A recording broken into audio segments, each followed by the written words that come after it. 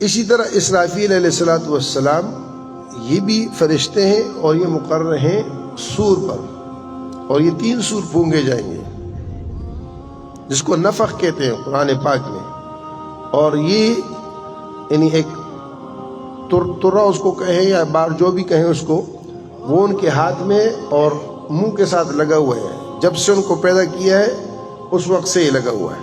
حضور صلی اللہ علیہ وسلم فرماتے ہیں قیامت کی پہلے جو سور پھونکا جائے گا، یعنی قیامت جب برپا ہوگی اس کی کئی صورتیں ہوں گی، زلزلے بھی ہوں گے اور اس کے ساتھ ساتھ دوسری چیزیں بھی ہوں گی، اور اس میں جو آخری چیز ہوگی جو بچ جائے گا کائنات میں، کوئی ذی حس ذی روح بچے گا، ان سب چیزوں کے باوجود ہی بچ جائے گا، تو یہ سور پھونکا جائے گا۔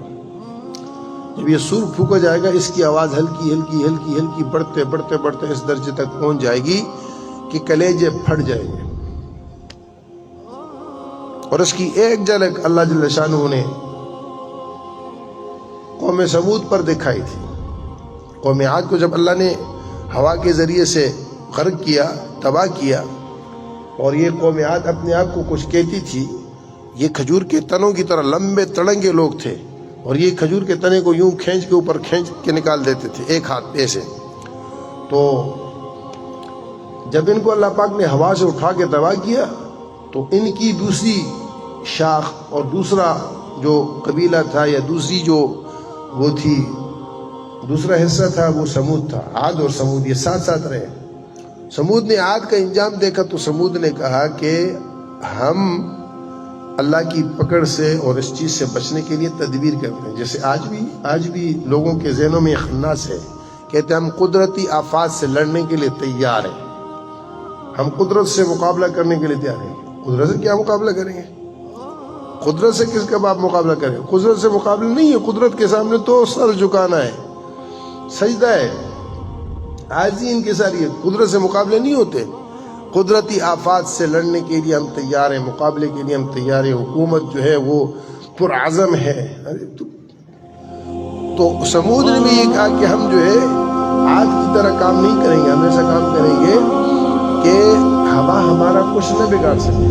تو آج بھی قوم سمود کی یہ تبوک کی طرف وہ بستیاں ہیں، قوم سمود کی پہاڑوں کے اندر انہوں نے پہاڑوں کو تراشا اور اندر اس کے نظام بنائے، گھر بنائے، وہ مکانات اور وہ چیزیں آج بھی موجود ہیں جو انہوں نے تراش کے مکانوں کے پہاڑوں کے اندر بنائے۔ اب انہوں نے کہا ہوا ہے ہمارا کیا بگاڑے؟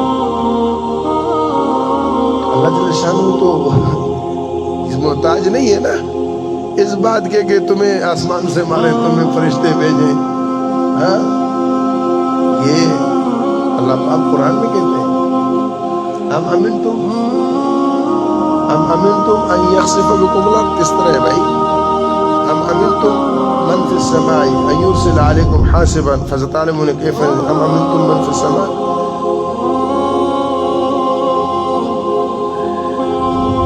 اللہ کی شان ہے، وقت پہ ذہن جو ہے وہ ساتھ نہیں چلتا، پھر جب بے خوابی بڑھتی ہے تو ذہن پر اس کا اثر ہوتا ہے۔ أأمنتم من في السماء أن يخسف بكم الأرض فإذا هي تمور أم أمنتم من في السماء أن يرسل عليكم حاسبا فستعلمون كيف نذير۔ اس کا محتاج تھوڑی ہے فرشتے آئیں گے تمہیں ماریں گے، زمین پھاڑ دے، زلزلہ لے۔ تو اب انہوں نے یہ تدبیر کی، اس تدبیر کو اللہ پاک نے ان کے لیے الٹ دیا اور یہ کیا کہ اللہ جل شانہ نے دیکھو قدرت ہے، اللہ ہے، اس سے کون لڑ سکتا ہے؟ اللہ نے ہوا بالکل بند کر دی، اللہ پاک نے ہوا بالکل بند کر دی۔ اب جب ہوا بند ہو گئی حبس ہو گیا، اب وہی مکان ان کے لیے عذاب بن گیا، اب اس میں وہ ٹک نہ سکیں، اس میں ٹھہر نہ سکیں۔ تو اس گرمی اور تپش کی وجہ سے جب حبس پڑا اور سانس رکنے لگے تو یہ باہر بھاگے، میدان میں آئے۔ جب میدان میں آئے تو اس میدان میں آنے کے بعد 2 چیزیں قرآن پاک ذکر کرتا ہے۔ ایک یہ کہ انہوں نے بادل دیکھا، اور بادل دیکھنے کے بعد کہنے لگے یہ ہم پر بارش برسائے گا، گرمی ختم ہو جائے گی۔ جیسے ہم بھی حبس ہو جاتا ہے تو جب بادل آتے ہیں ہم کہتے خوش ہوتا ہے بارش آ گئی بارش آ گئی. انہوں نے بھی کہا بارش آ گئی, یہ بارش ھذا عارض ممطرنا. اور قرآن کہتے بل هو مستعجلتم به ریح فیها عذاب علیم تدمر کل شیء. یہ تم اس کو بادل سمجھ رہے ہو, یہ تو عذاب ہے. ایک تو یہ عذاب ان کے اوپر آیا کہ وہاں اوپر اس سے اللہ نے آگ برسائی, اور دوسرا فرشتے کی چیخ تھی, دوسرا فرشتے کی چیخ تھی جو باہر نہیں نکلے تھے اور ان کے مکانوں کے اندر بھی اس حبس کے باوجود دبکے ہوئے تھے. تو اس فرشتے کی چیخ سے ان کے کلیجے پھٹ گئے.